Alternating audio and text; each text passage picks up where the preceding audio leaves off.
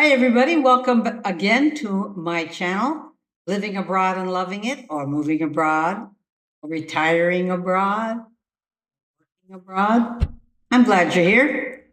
At the end of our last video, we were talking about deal breakers, okay? And then I started to talk about language barriers, because one of the things that you'll find out is that you Americans are known for saying they can't learn a foreign language. I think it's hilarious. Of all of the students, if you remember, I said I've taught over 25,000 students during my last many years of teaching English. And the reality is, they think Americans are a little strange because of all the countries in the world that come visit their country, Americans are the ones who are most likely not able to speak the language. I think it's hilarious. But I am fluent in Portuguese, so I don't have that problem with them. And I'm learning Spanish. But I wasn't learning Spanish at the time when we went to Mexico for 4 years. And here is the reality. We always think of countries, when we think about moving to a country, you'll hear people say they're very interested in this country because they're family centered, family oriented. That's so cool. Well, the reality is, yes, they are very family oriented, and you are not part of the family. And that is something that became very clear in Mexico and Uruguay. In Brazil, it was a little different because I was fluent in Portuguese during the first 10 months I was in Brazil, and I was there for over 13 years. So we became fluent in Portuguese in those first 10 months by going to an immersive school in Brazil. So you can do that too if you're serious enough about staying in a place, right? But anyway, we were in Mexico and we were learning Spanish, and we had studied some Spanish. And some of the Spanish we had studied, we found out was woefully inadequate. But anyway, so we had this concept that Mexico was a country of family-oriented people. So we did have some friends. We couldn't speak to them much because we didn't speak Spanish, but we got invited by some people to come to a celebration, somebody's birthday party in the family. And the husband, we found out, was a singer, a professional singer. And he sang. It was incredible. He was so good. And we really, really enjoyed his singing. But the issue came in that after he was singing, when he wasn't singing, we didn't know anything to say. So we sat at tables where people were talking. We didn't know what they were talking about. We had some food, it was good. And still we didn't know what they were saying, and we didn't have anything to say. That's the problem. We never were invited again there. And I can understand why. I'm not sure that if we had been invited, we would have been able to go, just because it is so weird. You can't really make lasting or deep friendships with people in the new country if you can't speak their language. Now, I highly recommend that you at least get the basics, like an A2 or a B1, something like that, where you can actually speak some conversation. Not much, obviously, but you can talk a little bit about the weather. You can go to the grocery store. You can talk to somebody standing in line at the ATM machine, or you can talk to somebody at the place where you pay your bills, maybe at the water company or the UTE. Now, I use their names here, water bill and the electric bill and the internet and your cell phones, those kind of things. You can pay them online if you have a bank account set up in the country, and you get a lot of money in that account that won't overdraw. But you still need to know some of the language of the country. And one of the other things that happens is that you feel lonely. We wonderful humans, we're made to enjoy conversation, to enjoy relationships with other people. And so when we don't have them, we feel really lonely and really left out in the cold. Well, we are kind of. And so you need to be sure that you know somebody in the country where you're going, By know, I mean that you've made contact with someone. The best place is on the Facebook pages of the country you're going to. Now, in the case of Uruguay, of course, Uruguay is a small country, so it's not hard to find people because wherever they are on Facebook, you're not going to be too far away from them. I think the furthest time frame you can drive in Uruguay, I don't think it's even 6 hours, no matter what direction you go. So maybe 6 hours. But anyway, if you don't speak the language, you can go on Facebook and you can find some expats that maybe also don't speak English, but you can begin to set up some kind of relationship. Now, if, for example, somebody gets a hold of us here in Uruguay, the Facebook pages, there are 2 or 3, maybe 4 Uruguay Facebook groups. And if you go on them and you read, I've commented a few times when people have asked questions about coming here because I've lived here 5 years now. We have, and we know a lot of stuff about this place, and we love it. It's a beautiful place. But until we learn to speak Spanish a lot better than we do, I don't think we're going to have much interaction because in Uruguay, they don't speak English. And I don't know what the percentage is. I ran a research I have here, but I can't show you right now. But I have a research that I did about what percentage of the population in different countries speaks English. And like in Thailand, where lots of people like to go, I have my notes here, by the way. In Thailand, 27% of the people speak English. So occasionally you will run into somebody that speaks English. Mexico, believe it or not, is only 12%. I really thought it would be higher than that. I was totally surprised. And Panama, another big place where people want to go, 14%.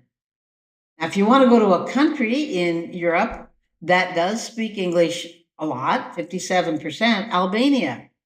And I think the town is Tirana. There's a lot of people there that speak English. We have some acquaintances that are traveling in Europe and doing videos. And they said that they had a good time in Albania because some people spoke English. But they learned a little bit of Albanian as well, so they could say hello and stuff. And that does help. Okay. And Brazil, oh, Brazil, where I love.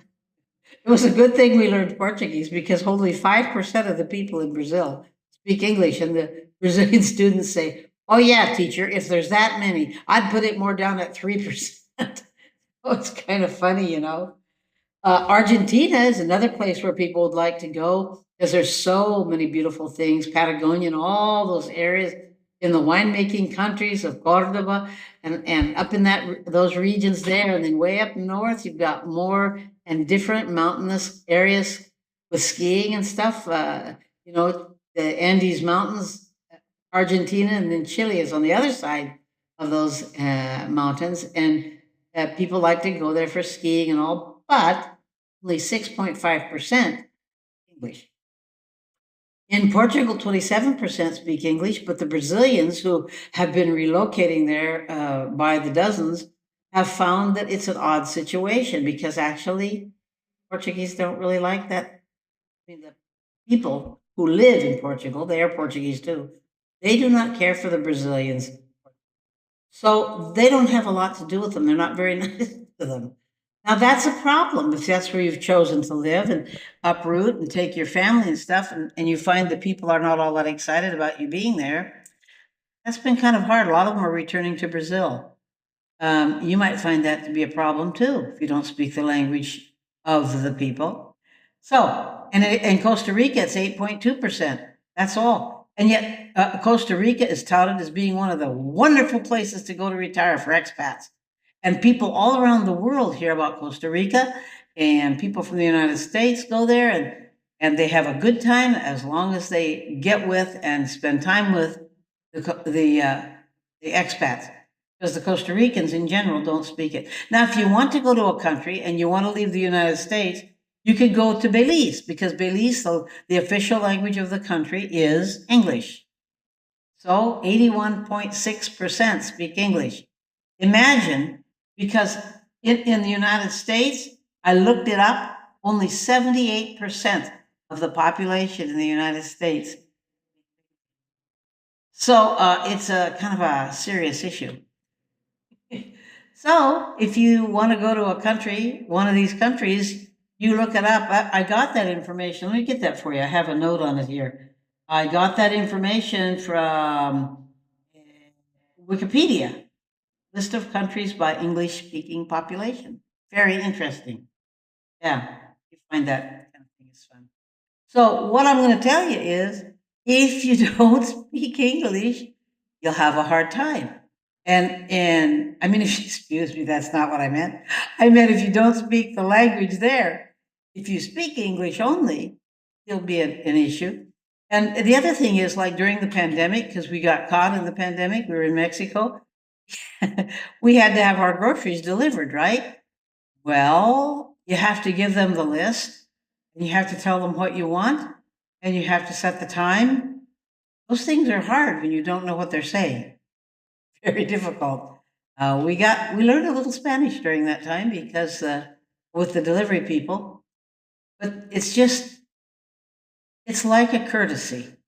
In the United States, I have actually heard people say either, "Why don't you go back to your country?"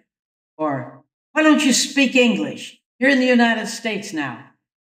And you know, I've never heard a Latin American talk like that. They just don't. They don't assume you should speak their language because you're there. They wish you did, but they're not going to tell you to go back home. They're going to hope you'll learn their language. It's just a difference in the cultures and the way people treat each other. And the United States is pretty harsh when it comes to that are not from the United States. Thankfully, though, here in Latin America, even though there are people who don't care for expats, mostly because we don't speak the language and we always stick with other expats, I don't, as it happens. We have several friends here who are, well, one set of friends is Russian, our neighbors, and we're talking in Spanish and English and not Russian. And we have many friends, our landlady and some other friends that have, and we've kind of formed a friendship with them, and they're really cool people. And I do talk now. I have a conversation, light conversation, right? I'm not getting into deep thoughts with people at the grocery store, with people in the bookstore, places like that.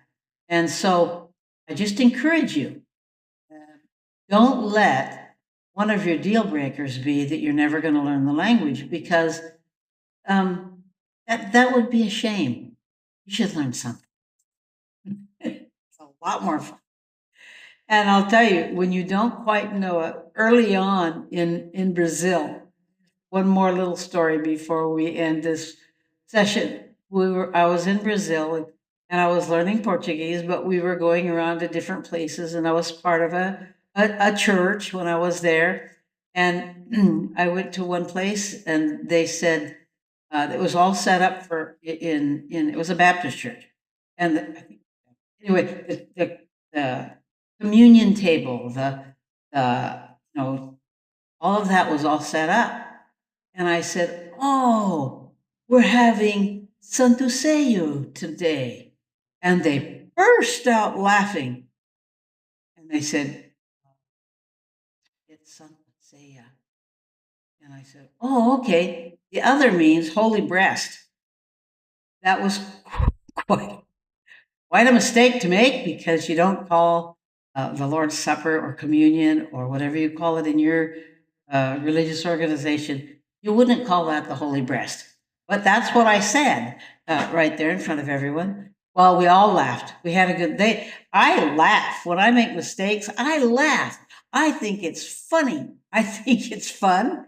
It's frustrating that I make so many mistakes, but heck, I don't know the language yet. So until I know it every bit better than I know now, I'm sure I'm going to continue to make mistakes.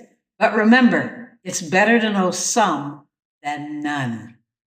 I hope you enjoy my videos. I hope you'll come back. I hope you'll sign up or subscribe or whatever it is. I hope you'll do that, because I have a lot more really fun things to share, and also some danger fun things to share that would be good for you to know.